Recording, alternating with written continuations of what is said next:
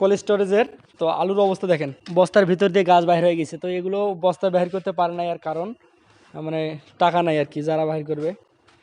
আলুর দাম আর বস্তার দাম কিন্তু সমান, দেখেন কি অবস্থা হয়ে গেছে, বুঝছেন?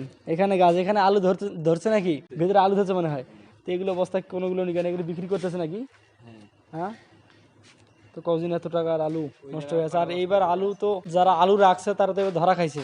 কিছুদিন আগে আমি 13-14টা বস্তা নিয়ে গেছি এখান থেকে। তাহলে আলুর অবস্থা এলে বাহির করে নাই নাকি? বাহির করে নাই।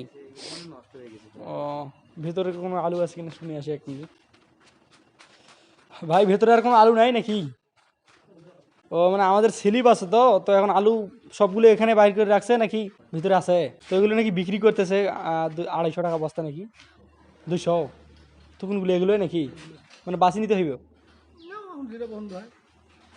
ও আচ্ছা, শিবাত বাসি নিতে হইব, নিবি? তো এটাই আলুর অবস্থা বর্তমান কোল্ড স্টোরেজের। আলুর কিন্তু দাম না থাকার কারণে এই অবস্থা, দাম থাকলে কিন্তু থাকতো না এলে সব। তোরাও আলু খুঁজতেছেন? ও, তো আলুর এই অবস্থা বর্তমানে। এবার যে কি হয়, কোনো গ্যারান্টি নাই কিন্তু।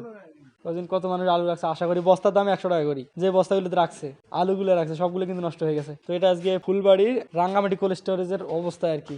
যাদের দরকার, যাদের খাবার, যারা বিক্রি করে তারা কিন্তু বিক্রি করছে। যারা টাকা ব্যবহারে বাহির করতে পারে না তাদের বস্তাগুলো কিন্তু পড়ে আছে, আর ভিতরে নাকি এখনো আছে। তো আমরা স্লিপ নিয়ে আসছি, এখানে নামাজের সময় হওয়ার কারণে বর্তমান সবকিছুই বন্ধ আছে। তো আলু আজকে বাহির করে নিয়ে যাব। ভিতরে আরো বস্তা আছে, এখানে ভিতরে নাকি আরো অনেক বস্তা আছে। তো এই বস্তাগুলোও বাহির করে নাই।